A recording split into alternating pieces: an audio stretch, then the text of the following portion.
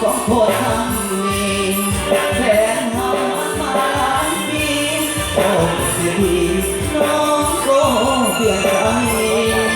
พอเจ้าไปเหตุการณ์ที่แดนสวรรค์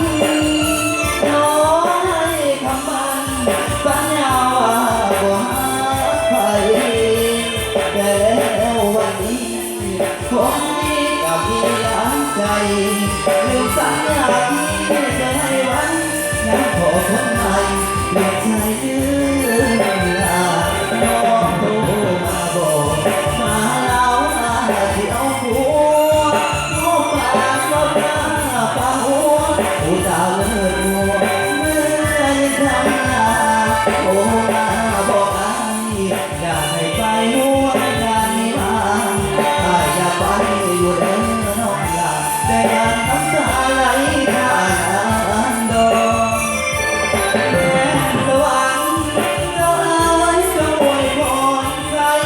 ให้เขากับคนหาใหม่ขออย่าได้พบความเศร้าหมอง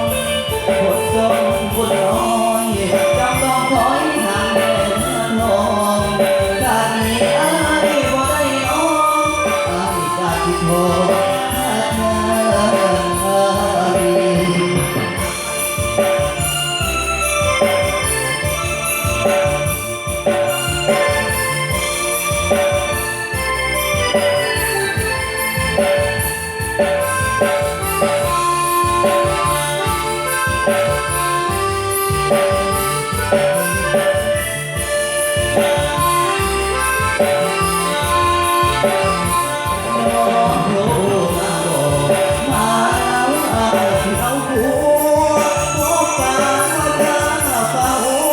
ผู้สาวเมื่อโง่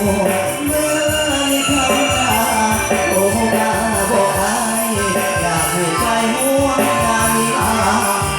อยากไปอยู่เด้อน้องลาจะยังน้ำตาไหลผ่านดงแดนสวรรค์เจ้าเอ๋ยจงอวยพรใจให้เขากับคนหาใหม่ขออย่าได้พบความเศร้าหมอง